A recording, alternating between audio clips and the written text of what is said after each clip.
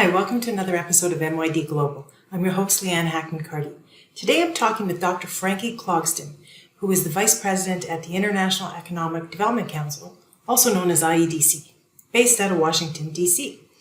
Today we're going to talk about a web portal and some other resources that IEDC has that can specifically help communities with their economic recovery.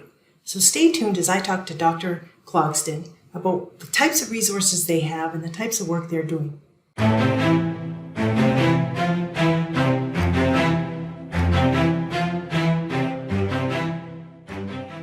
Hey Frankie, glad you could join me. How are you doing today? I'm doing great, and it's very nice to be with you today, Leanne. Great. Hey, so one of the things that I love about your organization, it's the International Economic Development Council, is some of the programs you're doing. So can you tell me a little bit, first let's start a little bit about yourself. How long have you been with IEDC? Well, I'm relatively new to this position. I've been in this position just since the summer, so about 4 months. But I first stepped through the doors in 1993, and I've actually seen our responses to various kinds of economic transformations, from base closures, for example, to oil spills. So in a sense, the disaster recovery work that I'm working on now is another form of economic adjustment that IEDC is helping communities through. Right. So one of the things you have, I know, is your RestoreYourEconomy.org website. It's a portal. So can you just explain a little bit about that resource? Yeah, well, we're really excited to be able to direct communities and to whoever is interested in resources about disaster recovery to RestoreYourEconomy.org. It's funded by the EDA, the Economic Development Administration of the Department of Commerce, which is the organization where we do get our disaster recovery and resilience grants through. And it has resources for communities on all kinds of topics that are needed in response and in preparation for potential disasters. And those might be crisis communications, it might be small business assistance, it might be diversification of industries. It also has particular kinds of resources that come from agencies, whether it's FEMA or CDBG.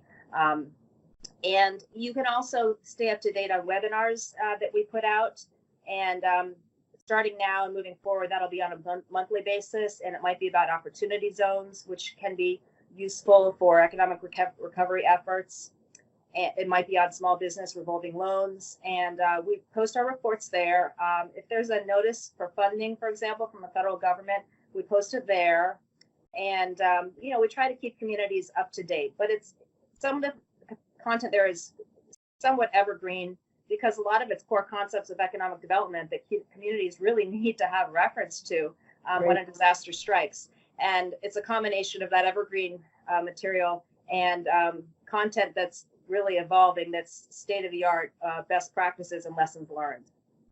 Well, and I got to be honest, when I was working in 2013 in the floods in Alberta here, and then with the Fort McMurray wildfires, you guys were a great resource. I went to that RestoreYourEconomy.org to find webinar information, toolkits, anything I could on best practice. So I mean, I think it's phenomenal what you guys have on there. The one thing too is I know that you guys have this toolkit as well, this leadership in times of crisis. Can you tell me just a little bit about it and how people would get access to this tool? Yeah, that is something that I myself reference, because again, it covers a lot of the same kind of topics, and it's something that I believe you can order or access if you go to our website. And I know there's a Canadian version too. Am I right about that? Yeah. Yeah. So we give it out when we go to communities and perform technical assistance, and it's a really rich resource. Yeah, no, it's great. And the other thing I know you guys have is you have this brochure, and it talks specifically about the various types of programs you have. So in addition to the Restore Your Economy portal and the toolkit, what other things do you guys provide to communities? Well, those are our information resources. And I think that the other part of what we deliver is the technical assistance on the ground. And we have a membership of 5,000, IEDC does, of members. that are involved in economic development, and many of them have 20 plus years of experience and are involved and interested in giving back to the community and lending their expertise in situations of need. And it started with Hurricane Katrina in 2005, and our CEO Jeff Finkel called up the EDA and said, "Is there anything IEDC can do to help?" And that was the first time we deployed technical assistance experts, which came from volunteers from our membership, down to Katrina to help with strategic crisis responses. And since then, we have deployed, to Hurricane Ike. It might have even been people from those same communities in Hurricane Katrina that would have deployed to Ike, because they would have had skills to transfer and also be familiar with the trauma, the environment of trauma you're involved in. And we've responded to, currently, unfortunately, there have been a lot of disasters from Irma and Maria and Michael in the past. So we're in communities in the Southeast. We're in Texas from Hurricane Harvey, and we send volunteers on the ground. They stay about a week, and they can help do a needs assessment and see what it is that the small businesses need in the community. They can help with a downtown revitalization project when a downtown's devastated and there's a lot of vacancies. They can help a community that's maybe a couple years out from a disaster, but realizes it needs a strategic planning moving forward. It needs better strategic planning because it needs to diversify its tourism economy, for example, or its economy away from just tourism. So we send volunteers to do these one-week deployments, and in some cases we'll send a core of volunteers, like 3, that really function kind of like at no-cost consultants. And they'll be on the ground for a while and talk to focus groups of business leaders and of those from local industry and from the government. And then they'll come up with a report that can be used as some sort of a action plan for the community moving forward, can be delivered to the city council, and is a real value add for the community. Yeah, no, I mean, I've had a chance here in Canada. I think I've led 11 or 12 of those teams and had IEDC participation on them. And then just recently, as you know, I got down to North Carolina on one of your teams, and I love the model because I know anyone who's lived through a disaster, who's been on the front lines, especially in that economic development portfolio, it's challenging. Sometimes, depending on the size of your community, you're it sometimes, and it gets very lonely and very hard, so to have people come and help backstop you with expertise and just kind of an experience knowing where you're at, it can be extremely powerful. And so, kudos to what you guys do. I think it's awesome.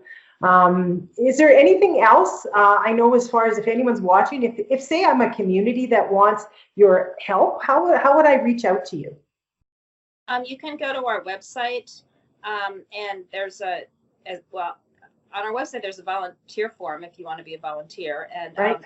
If you're want to get some assistance as a community, you can call IEDC, and there's also a place, I believe, to email us on the website.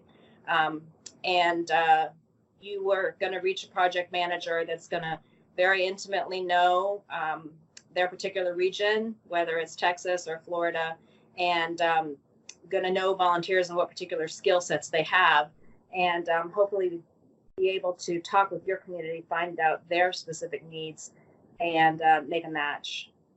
That's great. So is there anything else, just as we close, that we missed you might want to say, or? I don't, but I think that resilience as a result of natural disasters is a lesson for all communities. And we just held a workshop at our annual conference, which was about resilience from natural disasters. But we also had speakers from Appalachia that talked about the decline of extractive industries, the decline of coal, and how they needed to be resilient, and plan strategies of diversification and workforce training, so that if you have some kind of shock, like something that you don't expect, some kind of structural change coming from the outside, again, like a base closure, it could be an oil spill, you're prepared. So even if your community is not in a hurricane endangered zone, it's something to think about: diversification of your economy, and keeping a workforce that's nimble. because you want to be strong moving forward, and you just don't know what the future holds. Exactly. And the more prepared you are, the more likely you are to bounce back, right? And to be more resilient. So thank you very much for joining me today. I know you're a very busy lady.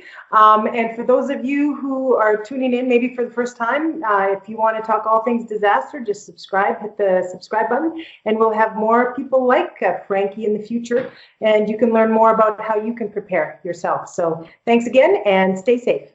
Thanks, Leanne.